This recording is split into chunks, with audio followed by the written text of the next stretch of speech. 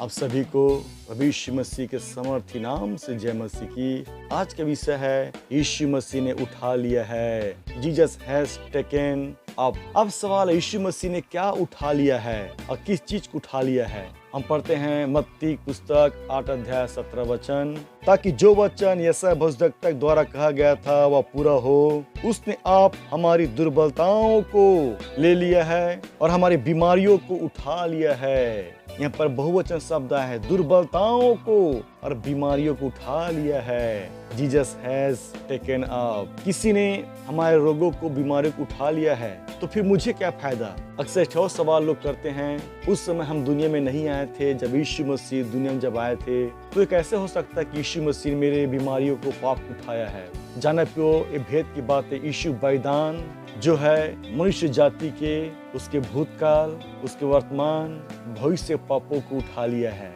यीशु मसीह ने आज से 2024 वर्ष पूर्व पापों को उठाया, रोग को उठाया, दुर्बलताओं को, जबकि हमारा जन्म उस समय नहीं हुआ था।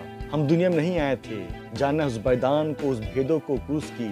इसलिए आज आप जो ग्रसित हैं पापों से, रोग बीमारियों से, यदि आज आप विश्वास करेंगे कि दुनिया में यीशु मसीह आया था मेरे लिए, उसने उठा लिया है, तो आप छुटकारा पाएंगे, मुक्ति पाएंगे, चंगे को प्राप्त करेंगे अपने जीवन में। ऐसे नहीं यीशु मसीह हमारा केवल भूतकाल के नहीं, हम पढ़ते हैं परमेश्वर जो वाचा प्रतिज्ञा जो किया गया है। परमेश्वर ने कहा, जो वाचा मैं तुमसे बांधता हूँ, तुम्हारे बाद जो पीढ़ी आएगी उन सब के साथ मेरी वाचा बंधी रहेगी। तुम्हारे संतानों के साथ बोला, जबकि उनके संतान, उनकी पीढ़ियां उस समय दुनिया में नहीं थे। तो जो संतानें पीढ़ियां आती चली गई, वाचा उनके साथ फिट होता चला गया। तो से महान परमेश्वर बलिदान जो है, दुनिया में जो आते गए, जो आ रहे हैं, जो आएंगे, वो हर एक के लिए है, लागू होता है। परमेश्वर कायदा कानून जो है, परमेश्वर जो वाचा है, जो प्रतिज्ञा है, जो दुनिया में आ रहे हैं, वो हर एक के लिए लागू होता है। पहले से परमेश्वर लिख दिया इन बातों को और बोल दिया है तुम्हारे साथ। और हम पढ़ते बाइबल में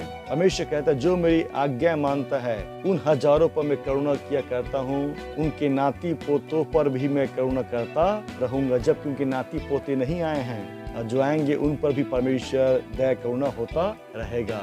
जो थे वो लोग गुजर गए, जो आने वाले पीढ़ियां हैं, सो परमेश्वर महान है, अद्भुत है उसकी वाचा प्रतिज्ञाएं। इसलिए प्रभु यीशु मसीह ने हमारे दुर्बलताओं को, बीमारियों को, पापों को, रोग को उठा लिया है। जब आप ये विश्वास करेंगे प्रभु यीशु मसीह पर, उसके महान बलिदान पर, तब आप निश्चय 100% आप छुटकारा को प्राप्त करेंगे अपने जीवन में। अपने जीवन परमेश्वर के महान कामों को, आशीषों को आप देखेंगे कि कैसा ईश्वर के जीवन महान कामों करता है वो। इसलिए क्रूस जो है परमेश्वर की महान वाचा प्रतिज्ञा है अनंत काल का। हम आगे पढ़ते बाइबल में लिखा है, क्रूस की कथा नाश होने वालों के लिए मूर्खता है, विश्वास करने वालों के लिए सामर्थ है।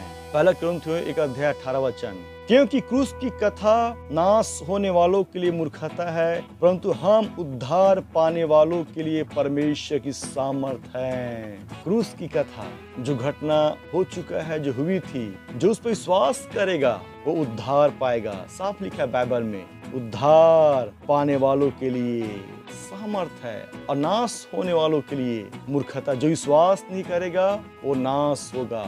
इसलिए ये महान वाचा जो ठहराया परमेश्वर ने, जितने पीढ़ियां आएगी आपके बाद, हर एक व्यक्ति जो विश्वास करेगा, और हर एक व्यक्ति को अधिकार है उस क्रूस पे विश्वास करने का, क्रूस की घटनाओं पे, कि दुनिया में यीशु मसीह आया था मानव जाति के लिए, मेरे लिए, हमारे पापों को उठाया क्रूस पे। यीशु मसीह मारा, गाड़ा गया, तीसरे दिन जी उठा मुर्दों में से, तो मनुष्य निश्चय ही उद्धार को प्राप्त करेगा। इसलिए प्रभु यीशु मसीह ने अपने देह पे लिए हुए हमारे पापों, धर्म, रोग को क्रूस पे चढ़ गया, अब बलिदान हो गया और हम आजाद स्वतंत्र हो गए। आज जो विश्वास करेगा उसके जीने में परमेश्वर की उद्धार, मुक्ति, मोक्ष की आशीष आती है, आएगी। यदि आप विश्वास नहीं करेंगे तो परमेश्वर आशीष को कदापि आप प्राप्त नहीं कर सकते।